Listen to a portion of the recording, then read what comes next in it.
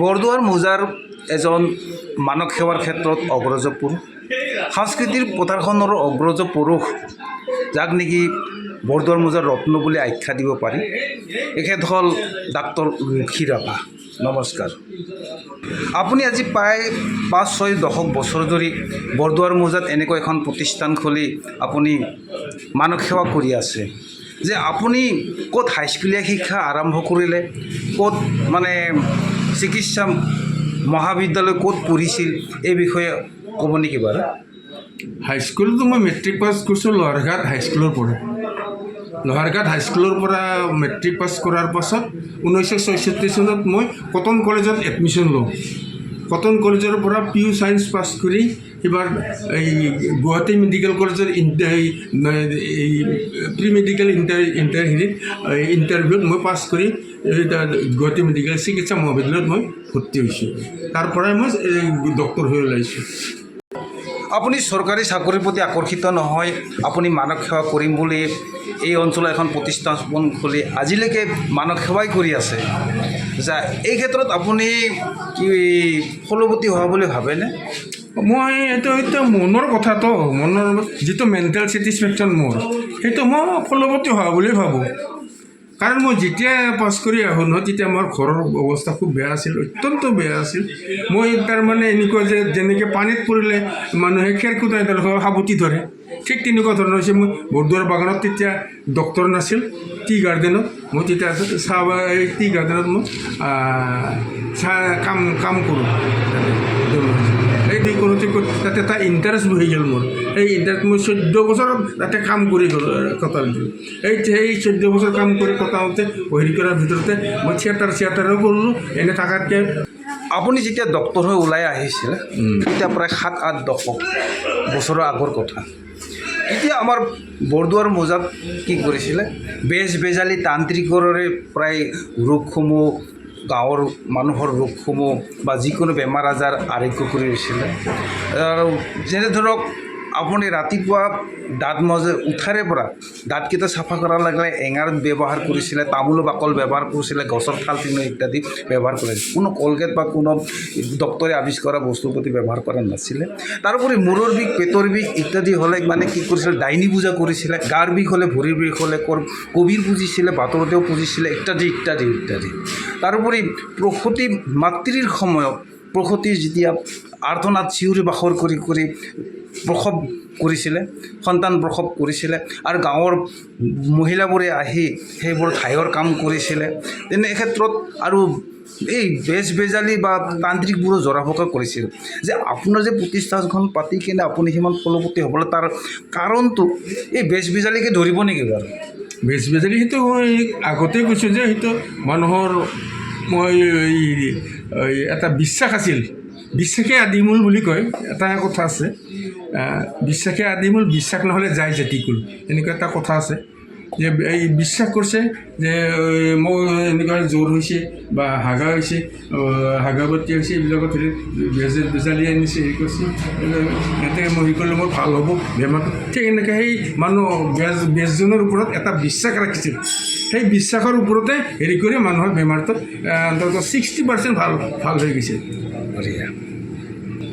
আপুনি ৰাতিপুৱাতে সেই প্ৰতিষ্ঠানখন খুলি বহি থাকে, পেচেণ্ট আহিব নেকি বুলি ক'লে। তেতিয়াৰ দিনত এনজয় কৰাৰ বস্তু মাত্ৰ বাতৰি কাকতখন আৰু ৰেডিঅ'টো আছিলে মানুহৰ। আপুনি ৰেডিঅ' বাতৰি কিমান কাকত শুনিব, কিমান পঢ়িব বাতৰি কাকতখন, সেই আপুনি লগ বন্ধু মাতি কেতিয়াবা লুডু খেলিছিল, কেতিয়াবা বা অন্য তাজো খেলিছিল, নহয় জানো? ঠিক তেনেকৈ সময়বোৰ পাৰ কৰিছে। আৰু আপুনি ভাবিবলৈ বহুত সময় পাইছিল যে বৰদোৱাৰ মৌজাৰ সাংস্কৃতিক পথাৰখনো আপোনাৰ অলপ হেৰি কি কয় অৱদান আছে বুলি আমি ক'ব বিচাৰোঁ।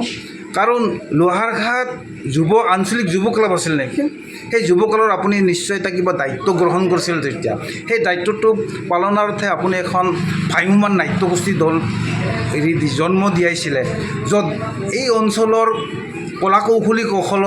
কলাকৌশলীসকল, অভিনেতা অভিনেত্ৰী, বাদ্যযন্ত্ৰ যন্ত্ৰী আৰু নেপথ্যৰ গায়ক পৰ্যন্ত আপুনি জন্ম দিয়াইছিলে বা যিবিলাকৰ মানে সুপ্ত জ্ঞান লৈ গাঁৱত সোমাইছিলে তেওঁলোকক ওলাই আনিছিলে আপুনি তেনেকৈ যি থিয়েটাৰ এখন জন্ম দি ভায়ুমান থিয়েটাৰ এখন য'ত নামনি দক্ষিণ কামৰূপ আপুনি প্ৰথম থিয়েটাৰ প্ৰযোজক আছিল বুলি ক'ব পাৰি যে এই ক্ষেত্ৰত সেই থিয়েটাৰখন বৰদুৱাৰবাসী ৰাইজে আঁকোৱালি নল'ল আপুনি সেই থিয়েটাৰৰ বিষয়ে কিবা ক'ব নেকি থিয়েটাৰখনৰ বিষয়ে থিয়েটাৰৰ এনে ইয়াতে আগতে আমি লোহাৰগাঁৱত আঞ্চলিক যুৱ ক্লাব আছিল বুলি ইয়াতে আগতে এনে হেৰি কৰিছিল এই ডেকা ল'ৰাবিলাকে লগ হৈ পেলাই থিয়েটাৰ কৰিছিল থিয়েটাৰ কৰোঁতে তাৰমানে এইবিলাক ময়ো তাতে মানে অংশগ্ৰহণ কৰি তাৰপাছত মানে ভাল লাগি যায় লাষ্ট টাইমত মই নিজকে হেৰি কৰিলোঁ এই ষ্টেজ বনাই হেৰি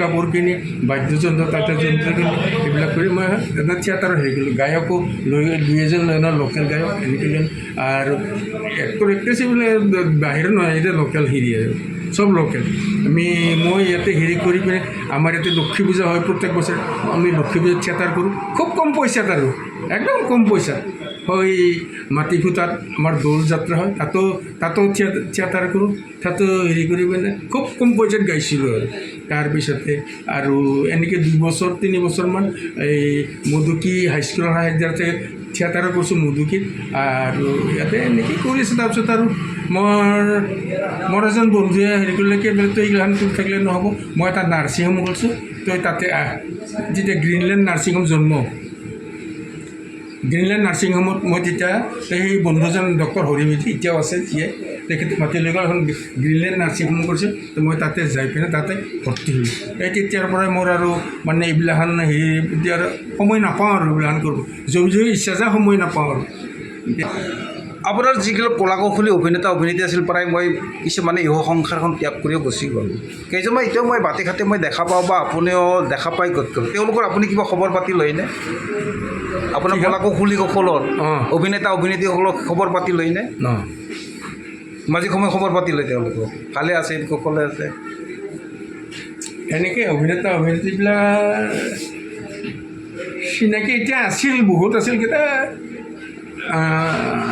এতিয়া সেইবিলাক সময়ৰ হাতত এইবিলাক পাহৰিয়ে গ'লোঁ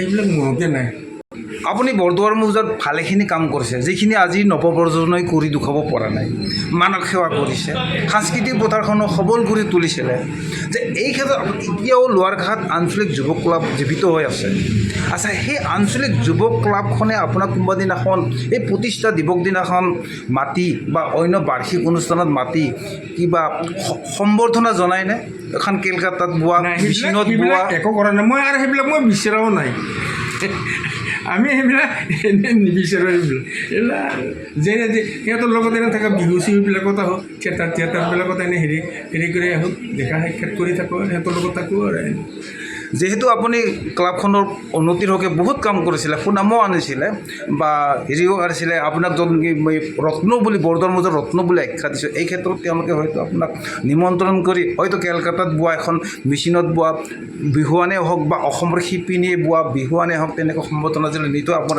আত্মতে শান্তি পালেহেঁতেন বহুত কৰোঁ এতিয়া কথা হ'ল আপোনাৰ ভাল লাগিল কথা পাতি আপোনাৰ সুস্বাস্থ্য আৰু দীৰ্ঘায়ু কামনা কৰি আজিলৈ এৰিছোঁ নমস্কাৰ